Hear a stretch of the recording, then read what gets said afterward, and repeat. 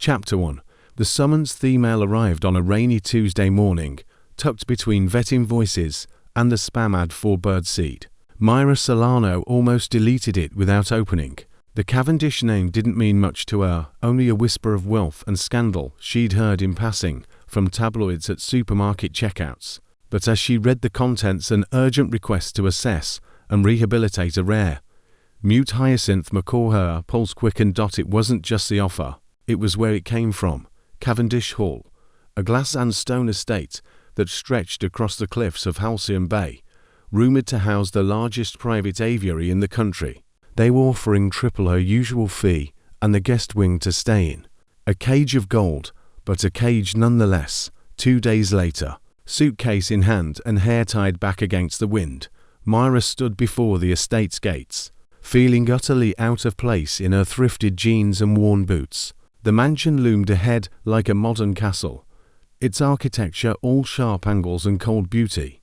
The Cavendish Crestan eagle with outstretched wings was etched in black marble near the entrance. She was ushered inside by a wordless butler and led through endless polished corridors until she reached a solarium that felt more like a cathedral. Tall glass windows arched over exotic trees and golden cages. There, in the corner, stood a sleek enclosure housing the silent macaw, feathers dulled from isolation. He doesn't speak, came a clipped, female voice. Mira turned. Celeste Cavendish entered like frost, elegant, composed, and radiating disdain. Her diamond necklace sparkled like ice at her throat. He's bonded with no one, Celeste continued. He came into our possession under complicated circumstances. He refuses to mimic, and he bites anyone who gets too close. You come highly recommended. Fix him. Mira crouched near the cage, careful not to make sudden movements. The bird watched her with wary, intelligent eyes. He was beautiful, regal, and visibly miserable. I don't fix birds, Mira said quietly. I listen, and I wait. She heard the disapproval click behind Celeste's teeth, but the woman didn't argue. Instead, she turned on her heel, heels echoing like judgment on the marble floors. He has no name, Celeste called over her shoulder. We didn't bother, Mira whispered. I'll call you Sol. The bird blinked, as if surprised. Just then, a presence filled the room, silence, but electric. Mira stood and came face to face with Julian Cavendish, tall, sharply dressed, and impossibly unreadable. He looked like a man carved out of expectation. Steel grey eyes swept over her with mild curiosity and vague condescension. You're the bird girl, he said. Mira straightened. And you must be the man who doesn't believe in listening. A flicker of something amusement passed across his face before it vanished. Let's hope you're more effective than the last one. She lasted 3 days. Mira smiled, slow and unshaken. Then I'll aim for 4. Julian left without another word, the scent of expensive cologne trailing behind him. Mira returned her gaze to Sol. Well, she whispered, brushing a finger along the edge of the cage. Guess it's you and me now. And somewhere deep in the solarium, a wind rustled through the leaves like a warning. Chapter 2. Ice and ink. Second morning at Cavendish Hall began with silence. No bird song, no greetings, just the hush of luxury pressing in from every marble corridor. Mira entered the solarium with a soft whistle on her lips and a handful of soaked walnuts in her palm. Sol didn't move. He sat motionless on his perch, watching her with wary eyes, the metallic band around his leg glinting beneath the morning light. I know you're smarter than all of us, she murmured, easing into the chair across from him. I just need you to believe I'm not here to hurt you. Sol tilted his head. She stayed there 4 hours, speaking gently, never reaching inside, never pushing. Patience was her language, and she was fluent. By late afternoon, Mira wandered the estate grounds, seeking the quiet that helped her think. The hallways were still unfamiliar, like a dream with too many locked doors. She turned a corner and paused before an open door that breathed warm lamplight and the scent of old paper. It was a library, but not just any library. Floor-to-ceiling bookshelves lined the walls, and the center table was cluttered with papers, leather notebooks, and open volumes of classic poetry. She stepped in, drawn like a moth.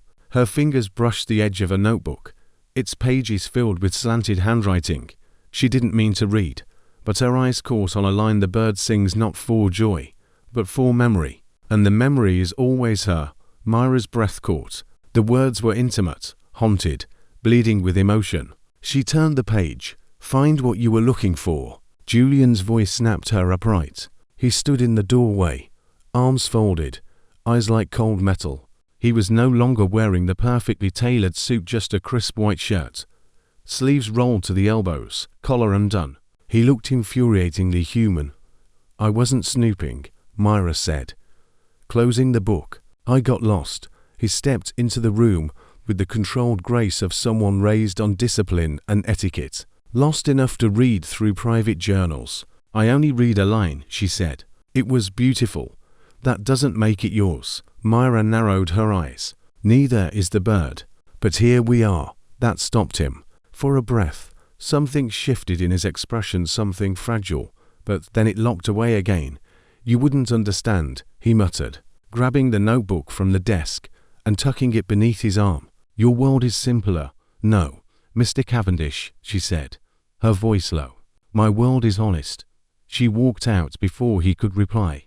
Back in the solarium, Sol greeted her with a flutter of wings. Mira knelt beside his cage, letting her heartbeat settle. You know what I think, she whispered. Your owner's afraid to speak, just like you are. Sol blinked, then let out a soft, low whistle. Not a word, not yet, but it was a start. Chapter 3. Gilded caged is past, each one edged with tension and feather-light progress. Mira returned to the solarium every morning before sunrise, the scent of dew still clinging to the glass walls. She greeted Sol with soft whistles, offering treats, toys, and stories from the outside world. He began inching closer to the edge of his perch, blinking slower when she spoke. Trust was forming, delicate and tentative. She named the cages around them. The tall one by the fig tree was the tower. The smaller one near the orchid vines became the nest, but Sol's the grandest, with gilded corners and custom craftsmanship she called the throne. Julian, though, remained distant. Sometimes she saw him in the library or pacing the second-floor balcony that overlooked the solarium, phone pressed to his ear, his jaw set like stone. Other times she felt him watching through the glass, a silent observer in his own home. He never interfered. He never smiled. Until the afternoon, he brought Sol a perch carved from reclaimed mahogany. Mira was tending to the bird when he entered, carrying it like a peace offering he didn't know how to give. He's chewing the brass bars again, Julian said. Setting it down, Mira glanced up. That's because he's anxious. The cage is too sterile. Birds need texture, scent, rhythm, life. Noted, he muttered. She inspected the perch, surprised by its quality. Did you make this? Julian hesitated. Had it made? Based on your notes. Mira's brow lifted. You read my notes. I read everything in this house, he said, but his voice lacked its usual sharpness. Sol deserves better than a display case. Mira nodded slowly, not yet thanking him. Then maybe you do too. Julian looked at her like she'd spoken a foreign language. And then, just for a second, his eyes softened, less winter, more dusk. Later, Mira walked through the east gardens for air. That's where she found Celeste, standing like a statue among the topiaries, sipping tea from porcelain to fragile for real life. She didn't turn as Mira approached. He's watching you, Celeste said evenly. Mira's shoulders stiffened. I'm not here for him. I'm here for the bird. Celeste smiled without warmth. You'd be wise to keep it that way. You see, Miss Solano, we've had women like you before. They come with wide eyes and soft hands, thinking they understand pain and privilege. But this house doesn't bend for sentiment. It devours it. Mira didn't flinch. Then maybe it's time someone taught the house how to heal. She turned and walked away, heart pounding. Back inside the solarium, Sol mimicked a sound for the first time. Not a word but a breath. Mira's breath. A perfect echo. She looked up and saw Julian on the balcony again, watching not with coldness, but curiosity, maybe even wonder. And beneath the towering glass ceiling, Two cages stood open, one gilded, one invisible. Chapter 4. The first spark storm arrived without warning. One moment, the sky above the estate was pale and calm. The next, it was bruised with thunderclouds and sharp gusts of wind.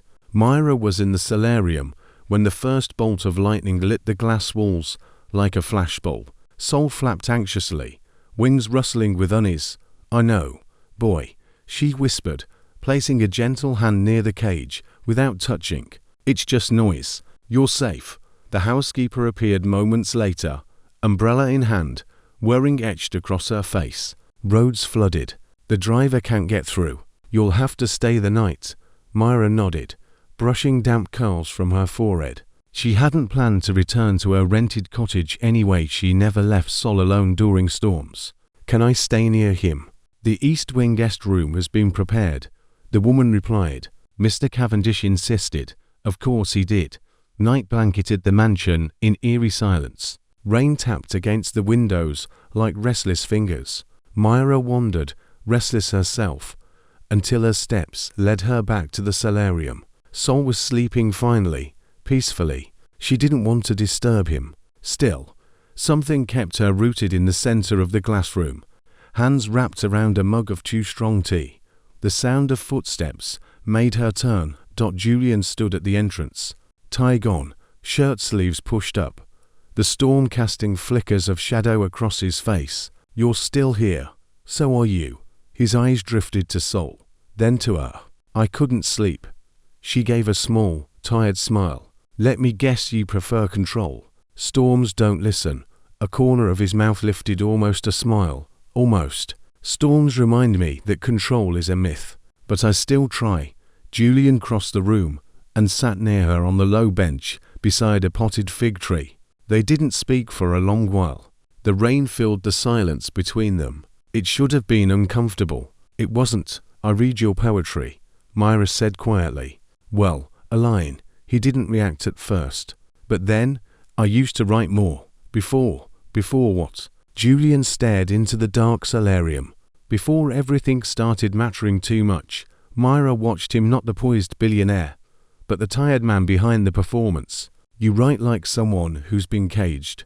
He looked at her then, fully. "And you speak like someone who never has been." "I have," she said. "Just not with money or glass. Mine were smaller, meaner, but I broke them." He leaned forward, elbows on his knees. "You think I can?" She didn't answer. She reached out and brushed a raindrop from his sleeve, her hand lingering. "Only you can decide if the bars are worth the view." Their eyes met. The air shifted. His hand found hers. No words, just heat and silence. And then his lips were inches from hers. Mira's breath caught. For a heartbeat. The world was thunder and glass and something dangerously close to longing. But Julian pulled back. His jaw clenched. "This is a mistake." She stood, heart pounding. "Maybe. Or maybe it's the first honest thing that's happened in this house." He didn't follow her. But neither of them slept that night. Chapter 5. A mother's warning. Morning after the storm. Sunlight streamed through the solarium, if nothing had happened. But Mira felt it in the air, a charge that hadn't dissipated. She moved through the aviary with practiced calm, feeding Sol bits of banana and whistling a soft tune. He was warming to her. She could see it in the way he leaned closer when she spoke, how his claws no longer clutched the perch with fear. Still, her mind wandered to Julian. She hadn't seen him since their almost kiss. Part of her was relieved. The other part, the one she tried to ignore, wondered what would have happened if he hadn't stopped by mid-morning. Mira took a break in the east garden, seeking fresh air among the manicured roses and stone fountains. But she wasn't alone for long. The click of heels on stone made her turn. Celeste Cavendish approached like a queen surveying a threat. "You seem quite at home," she said, voice smooth as silk and just as sharp. Mira straightened. "I was just getting some air." Celeste smiled, the kind of smile that never reached the eyes. "I'm sure it's a refreshing change from wherever it is you usually work."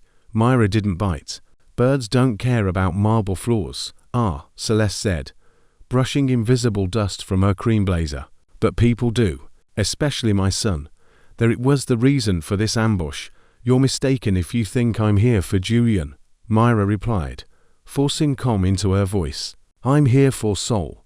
Celeste's expression didn't change. "Good, because whatever moment passed between you and my son last night, it ends there." Mira's stomach dropped. "You were spying." "I was watching my house," Celeste said simply. "I have eyes everywhere, including on my son, and I won't allow some soft-hearted animal empath to unravel everything I've built." "I'm not trying to," Mira said. "Julian's a grown man. He doesn't need protecting." Celeste's eyes darkened. "You have no idea what Julian needs. This world, our world, isn't made for women like you. It will chew you up and spit you out. And you'll take him down with you. I've seen it happen before." There was something almost trembling beneath her voice. Bitterness or fear. Celeste leaned in slightly. "Let me offer you a warning dressed as advice. Finish your work, take your generous payment, and leave this place with dignity intact. Because once my son is named CEO, the press, the board, the entire city will turn their gaze on him. And on you. Do you want to be the curiosity they dissect?" Mira said nothing. She didn't trust her voice not to crack. Celeste gave a satisfied smile. "I thought not." She turned and walked away, heels slicing the silence like knives. Later that evening, Mira found herself wandering the corridor near the old servants' wing, where the walls were lined with forgotten oil paintings and dusty antiques. She wasn't sure what drew her there until she passed a half-open door and heard a voice inside. "Celeste, I don't care what the file says," she was saying, low and furious. "This can't surface again. Bury it, just like we did before." Mira froze, heart pounding. Another voice replied, lower, male, unfamiliar. "And if someone else finds out?" "They won't," Celeste hissed. "I made sure of it 20 years ago." Mira backed away, breath tight in her chest. What had happened 20 years ago? And what did it have to do with her? Or Julian? Back in the solarium, Sol watched her with unblinking eyes, as if he knew more than he let on. And for the first time since arriving at Cavendish Hall, Mira felt afraid. Chapter 6. Broken Wings. Day began like any other, quiet, measured, full of delicate rituals. Mira arrived in the solarium with a small bowl of mango slivers and murmured greetings for Sol. He chirped once, almost playfully, then turned his back in his usual moody fashion. She grinned. Progress came in inches, not miles, but then something changed. A sudden crack of glass from the upper balcony startled them both. Mira looked up just in time to see a cleaner drop a squeegee against the glass roof. The sound wasn't loud, but for Sol, it was enough. He panicked, his wings flapping furiously against the cage bars. His talons caught on the perch and slipped. There was a sickening thud, a screech of pain, and then silence. "No, no, no, Sol," Mira shouted, rushing to the cage. She opened it without hesitation. Protocol redammed and carefully cradled the trembling bird in her arms. His wing hung at an awkward angle, feathers ruffled and beak slightly open in pain. She laid him down on a towel and worked quickly, her voice steady despite the fear clawing inside her. "Easy, sweetheart. I've got you." Footsteps thundered behind her. What happened?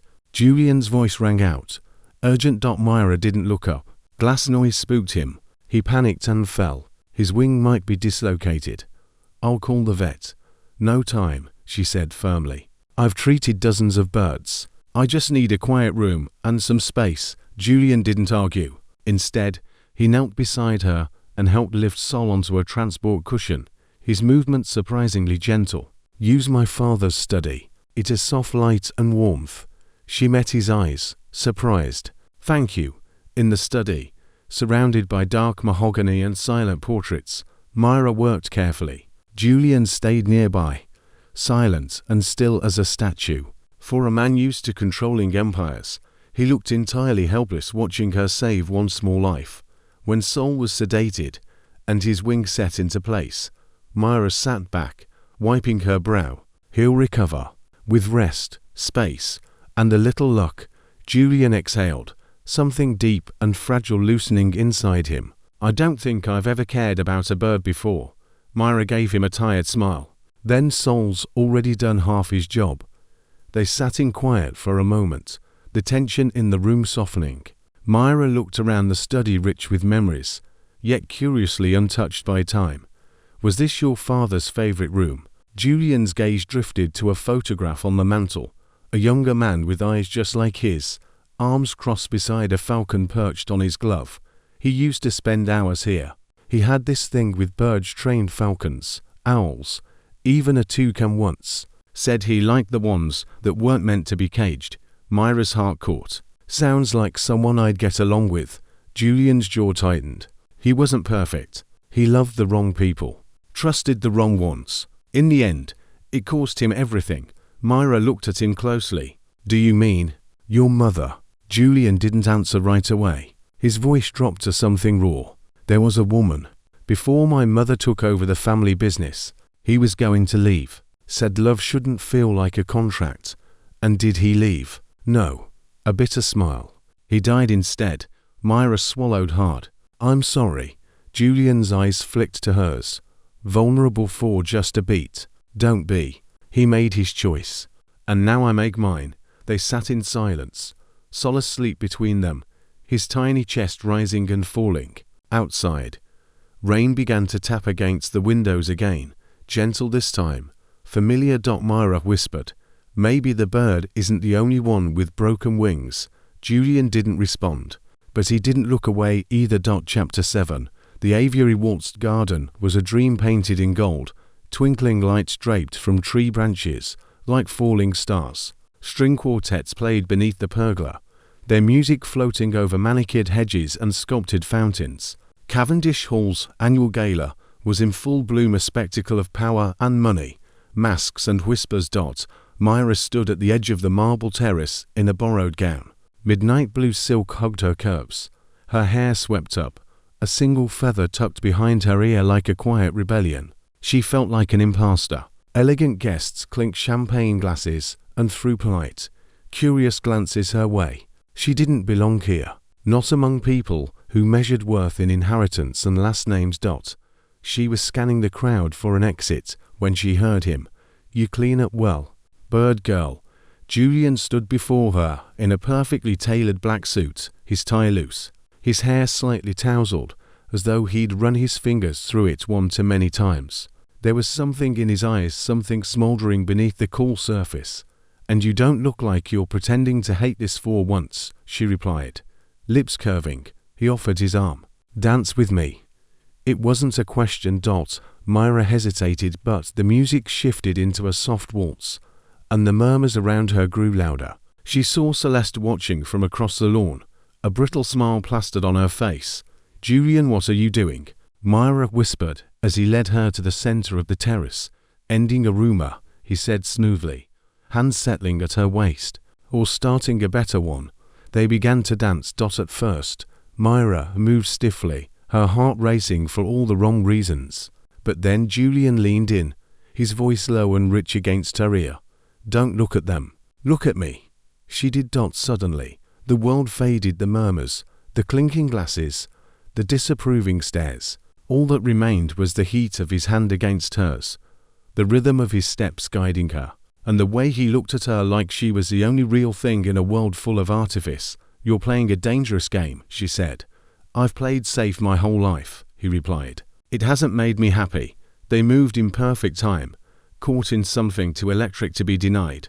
When the music ended, Julian didn't let go right away. His hand lingered on her back.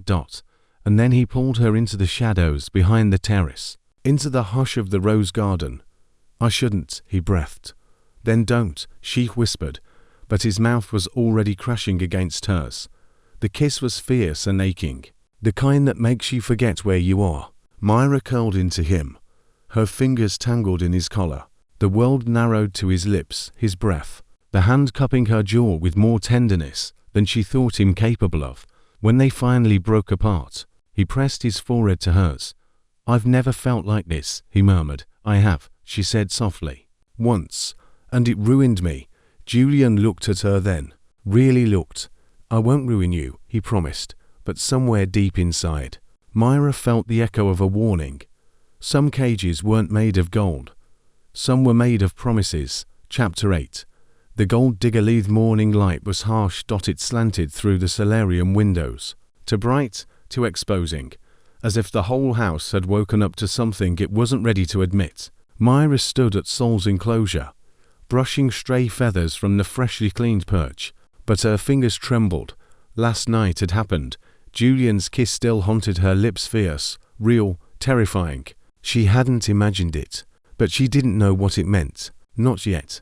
She didn't have to wait long for the answer. By mid-morning, the headlines hit. Her phone buzzed endlessly. Billionaire romances bird trainer. Scandal at Cavendish Gala. Julian and the feather girl. Grainy photos accompanied the gossip. Her in Julian's arms, their kiss partially obscured by roses, the flash of his hand on her waist. Mira stared at the screen, throat-tight. Then came the whispering, the glances, the sudden coldness from the staff who had once smiled at her. She walked into the drawing room and saw Celeste sipping her tea, calm and unbothered, as if she'd just orchestrated a successful business deal. "Did you enjoy your dance, Miss Solano?" Celeste asked without looking up. "You leaked the photos," Mira said. Celeste finally met her gaze. "I warned you. You chose not to listen." "I kissed him," Mira said, voice low. "Is that really such a threat?" Celeste stood, smoothing her blouse. "You don't understand how this world works. Men like Julian don't fall in love, they inherit alliances. You're a distraction, an indulgence. But if you push any further, you become a liability." "You're wrong," Mira said. "He's not like you."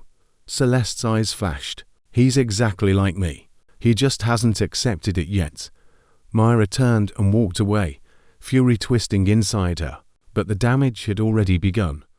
That afternoon, she found Julian in the West Corridor, phone pressed to his ear, his voice clipped and businesslike. "I said it's nothing. The board will cool off. They always do." A pause. "No, I haven't spoken to her." When he hung up, Mira was already standing behind him. He turned, startled. "Mira, you didn't deny it," she said, voice flat. "You didn't defend me." Julian ran a hand through his hair. "If I go to war with my mother over a kiss, she use it against both of us. She spin it into a vendetta. She already has the press on a leash." Mira's heart cracked. "So what am I to you? A secret? A mistake?" "No," he said, stepping closer. "You're the only thing that feels real in this place. But I have to be smart." "Smart," she echoed. "Or spineless." He flinched like she'd struck him. Mira stepped back. "I should have known. I was never going to be good enough for your world." Julian's face tightened, pain flickering in his eyes. "That's not what I—" But she was already walking away. She returned to the solarium and sat beside Sol's cage, feeling smaller than she ever had. The bird pressed against the bars gently, as if offering comfort. She whispered, "I think I flew too close to something that wasn't ever meant to catch me." Outside, the whispers grew louder. Chapter 9. The offer. Mira packed in silence. Her clothes went into the suitcase, one by one folded, neat, as if order could keep heartbreak from spilling out. The room felt too big, too cold, too borrowed. Cavendish Hall, once a place of intrigue and beauty, had become a gilded cage that tightened around her chest. The headlines hadn't faded. If anything, they'd multiplied. Julian had made no statement, no denial, no defense, and neither had she. But then came the email, subject line, offer of position, Santuario das Osos. Brazil. It was from a conservation sanctuary. She'd once dreamed of working at a place where parrots flew free, where the sky wasn't just seen through glass. They wanted her. Immediately. Full relocation, housing provided, a dream, an escape. She sat at the edge of the bed and stared at the screen, her finger hovering over accept. That's when a soft knock came at her door. Julian stepped in without waiting. He looked tired, no tie. Sleeves rolled, shadows beneath his eyes, guilt written in every inch of his posture.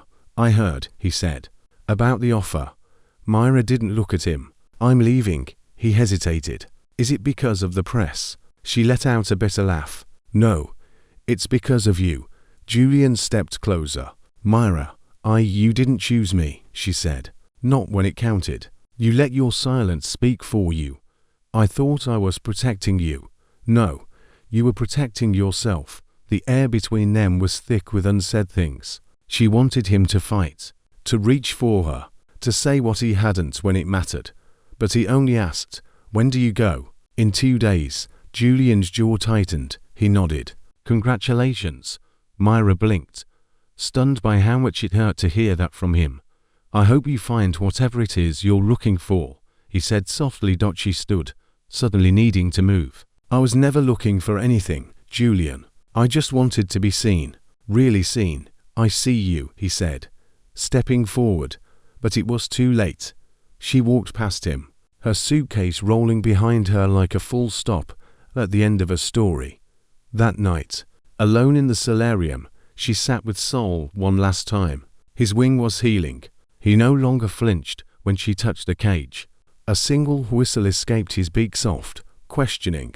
"I know, boy," she whispered, pressing her forehead to the bars. "But not all birds get to stay where they feel safe." She stood and turned off the light, and behind her, in the darkness, the bird chirped again, something that almost sounded like "Don't go." Chapter 10. The whisper. Mira couldn't sleep. The night before her departure hung like fog around her shoulders. Her suitcase sat by the door, ready. Her papers were in order, and yet something tugged at her, gentle but insistent, like a song she couldn't quite hear. She found herself in the solarium just past midnight, barefoot, wrapped in a knit shawl. Sol was awake, shifting restlessly on his perch. His wing had healed well. He moved with more confidence now. Mira stepped closer, her hand resting on the cage. "Last night in this strange glass palace," she murmured. "And still, I feel like something's unfinished." Sol tilted his head. Then he spoke. Mira froze. It wasn't clear, not yet, a fragmented phrase, cracked with effort and age, like an old recording. But there was no mistaking it. Sol had finally spoken. She was here before. She was here before. Her heart slammed into her ribs. "What did you say?" she whispered. Sol blinked, repeating it again, slower, more deliberate. "She was here before." She. Mira stepped back, blood roaring in her ears.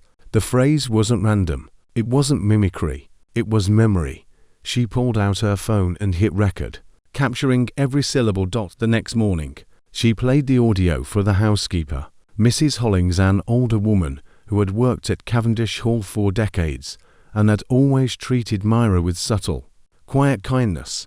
But the moment the recording played, Mrs. Hollings went pale. "Where did you? Who said that?" she demanded, voice shaking. "The Parrot," Mira said slowly. "Sol." Mrs. Hollings backed away, visibly shaken. "You need to stop asking questions, Miss Solano. That bird, he shouldn't remember." "Remember what?" Mrs. Hollings looked over her shoulder, as if afraid someone might hear. "There was another trainer," she said in a whisper. "Years ago. A woman who looked a bit like you. Same eyes, same way with the birds. She didn't stay long." "Why?" "Because she got too close. And because Celeste didn't like competition." Mira's pulse quickened. "What was her name?" "I don't know. I was never told." The woman hesitated. "But she used to bring her own birds. One of them looked just like Sol." Mira's thoughts spiraled. Her mother had worked with birds, had left England in a hurry. She'd never spoken much about the time before Mira was born, never named names. What happened to her? Mrs. Hollings stepped back. She disappeared. Mira clutched the phone tighter. Do you think she could have been involved with Julian's father?" The housekeeper's face twisted with fear. "Don't go down that path, Mira. Don't repeat her mistake." But it was already too late. The bird had spoken. The past was no longer buried. It was waiting beneath feathers, behind silence, inside the glass walls of Cavendish Hall. And Mira was the key to unlocking it. Chapter 11.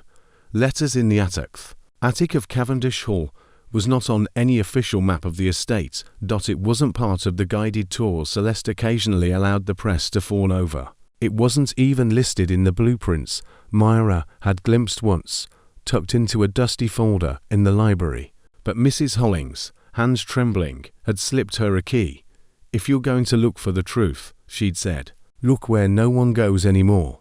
That night, Mira waited until the house had gone still, until even the wind outside seemed to hold its breath. She crept through the east wing, climbed the servants' staircase, and unlocked the creaking wooden door at the end of the hall. The attic smelled of mothballs and old secrets. Light poured in through a narrow window, cutting across trunks, oil paintings, and boxes of forgotten Cavendish history. Mira moved slowly, brushing cobwebs aside. Guided by instinct more than logic. She found it beneath a sheet, tucked inside a weathered birdcage, a leather box, cracked with age, sealed with a tarnished clasp. Inside, she discovered letters, dozens of them, folded carefully and bound with faded ribbon. Each one began the same: "My dearest Isadora." Mira read them with shaking hands.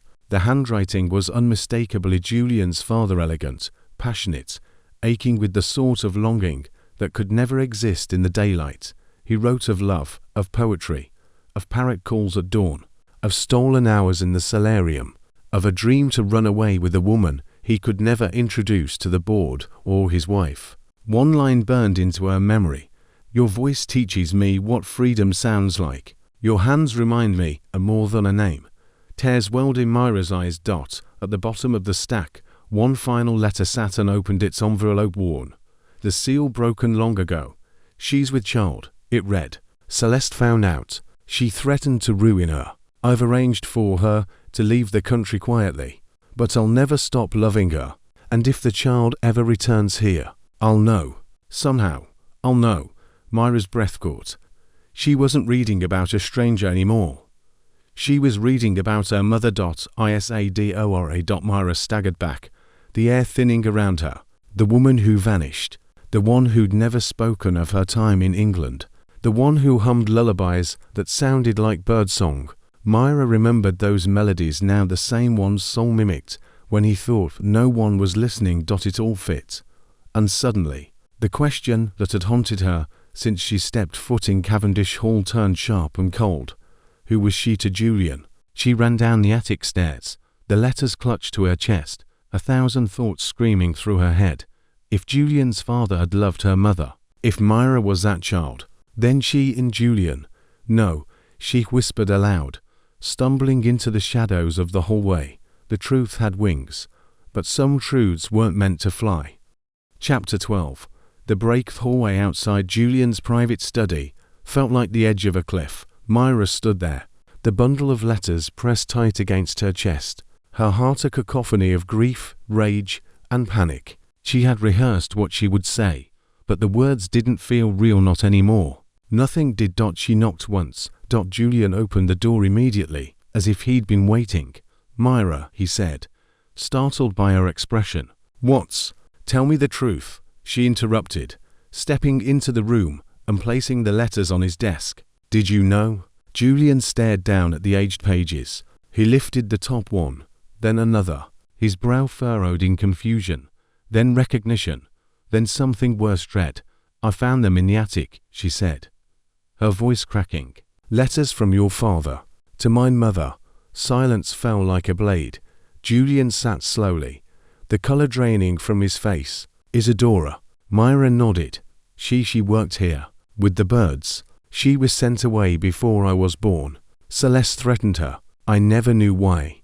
Until now." Julian looked up, searching her eyes. "What are you saying?" "I'm saying I might be your sister," she whispered, the words tasting like ash. "Or a half-sister. I don't know." "Julian." He stood abruptly, backing away like the floor had cracked open beneath him. "No, that doesn't make sense. I didn't want it to." She cried. "But it does. Your father wrote that she was pregnant when she left, and I've never known who mine was." Julian shook his head, stunned. This can't be real." Mira folded her arms around herself. "I kissed you. I loved you. And now I don't even know what we are." "I need to talk to my mother," he said, already moving toward the door. "No," Mira said, stepping in his path. "I came here for answers, and I got more pain instead. You had a chance to stand up for me once, and you stayed silent. Now I need you to fight." "I will," Julian said, his voice hoarse. "I will, but I need time. I don't have time, Mira said quietly. I'm leaving tomorrow. Julian's face collapsed. You still plan to go? I have too, she said. I can't stay in this house and keep pretending. Not when everything here lies to me. He looked at her like he was drowning. Mira, please, don't go like this. She stepped forward, kissed him softly once. Like goodbye. You were the only part of this place that ever felt real, she whispered. But even that might have been a mistake. Then she turned and walked away. Julian didn't follow. Back in her room, Mira closed her suitcase. The house was silent, except for the flutter of feathers in the solarium and the echo of one word from Saul's cage, barely a whisper now. Stay. But Mira was already gone. Chapter 13. The confession at Cavendish Estate was unusually still the next morning, as though holding its breath. Julian didn't sleep. He couldn't. Mira's words haunted every corner of his mind, every echo of the halls. The possibility that she was his sister, his blood, had struck him like a lightning bolt to the soul. He had kissed her, fallen for her, and now he might have destroyed them both. He stormed into the sitting room where Celeste was reading a newspaper, a delicate pastry untouched on her plate. I need the truth, he said. His voice wasn't loud, but it cut like a blade. Celeste folded her paper with elegant precision. Julian, honestly, this tone. Did father have an affair with a bird trainer named Isadora? The room went still. I found the letters, he continued. I read them, and Mira might be his daughter. Celeste set down her teacup, her mask slipping just for a moment. That woman was a threat to our family, to your future. She manipulated your father, made him believe in a fantasy. Julian stepped closer. Was Mira his child? Celeste stood slowly. I don't know. That's not good enough. I had her mother removed before it got to that point. Celeste said sharply. She was 3 months pregnant. Your father was talking about leaving me, destroying the Cavendish name for some little romance in the aviary. I did what I had to do. You buried the truth, Julian said, seething. You lied. For decades, Celeste's eyes flashed. I protected you. Do you think the world would have welcomed a bastard child born in a scandal? That the board would have handed you the reins of Cavendish Enterprises if there was a rumor of another heir? Everything I did, every silence, every threat, it was for you. Julian laughed bitterly. No, mother, it was for you. For your control, your image. She is a problem, Julian. You have to cut her loose. No, he said, voice low and deadly calm. I already lost her once. I won't let your lies take her from me again. Celeste's mask cracked, revealing something raw beneath the knowledge that she had gone too far this time. Later that evening, Julian sat alone in his father's study. He reopened the letters, rereading every line, looking for absolution, for truth. One letter caught his eye, written on different paper, unsigned. She said she couldn't bear to bring a child into your world. She didn't want our daughter raised in a glass house. She asked me to forget her, but I never could. His breath caught. Daughter. The word echoed like thunder. Mira wasn't his sister. She was never his sister. She was the daughter of a man who wanted to choose love, and the woman who walked away to protect it. And Julian, he had stood at the edge of that same choice, and failed. Until now. He rose to his feet with purpose, every step firm. There was still time, but only if he could reach her before she disappeared from his life forever. Chapter 14. Saul Speaks. Press conference had been designed to dazzle. Cavendish Enterprises was unveiling plans for a groundbreaking eco-resort on protected land just outside Halcyon Bay. Project Celeste had meticulously planned to restore the Cavendish image after the scandal with Mira. Journalists filled the hall, cameras flashed, and the scent of expensive orchids floated through the air. Julian stood behind the podium in a dark suit, looking every bit the heir apparent, but his face was drawn, his jaw clenched. In front of him sat rows of board members, reporters, investors, all waiting for the perfect soundbite, the signature Cavendish charm. Celeste sat in the front row, a proud smile frozen on her face. Julian adjusted the microphone. Before I begin, I want to share something personal. There was a murmur in the crowd. He glanced to the side. Perched in a small open enclosure beside the stage was Sol, feathers gleaming, eyes sharp. It was an odd addition to the conference at Julian's insistence. "She's not here today," Julian continued, "but Mira Solano changed the way I see the world. She changed me." Celeste's expression tightened. "My father left behind many legacies, buildings, holdings, power, but he also left behind secrets, ones that deserve light, not silence." A ripple went through the room. Cameras zoomed in. Julian looked down. "I found letters, love letters, between my father and a woman named Isadora. She was sent away to protect the Cavendish name. She was pregnant when she left." Celeste rose from her chair. "Julian, that's enough." But then it happened. Sol took flight. In a flurry of iridescent blue, the bird left his perch and soared above the stunned audience, wings slicing the air. Gasps echoed as he glided to Julian's shoulder, proud, weightless. And then, for the first time in front of strangers, Sol spoke. His voice was cracked, but clear, a mimic of a man long gone. "Don't make my mistake, son." The silence was absolute. Julian closed his eyes for a beat, then turned back to the microphone. "My name is Julian Cavendish. I no longer accept the legacy of silence. I renounce my claim to the Cavendish Empire until it learns to stand on love, not fear." Chaos erupted in the room.